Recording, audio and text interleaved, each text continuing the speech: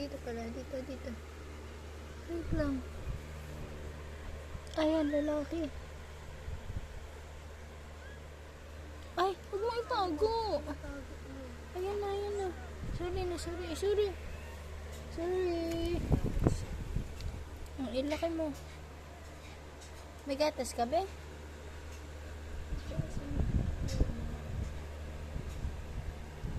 Sorry na.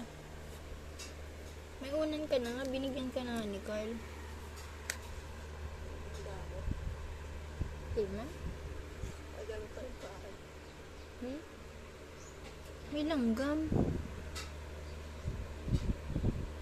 Dapat napalitan yung mga tela ng pinapaanak niya, be. Tapan mo na to. Palitan na, bago na ulit. Yes naman, pahiram. Aalagaan ko man. Ay, ito na.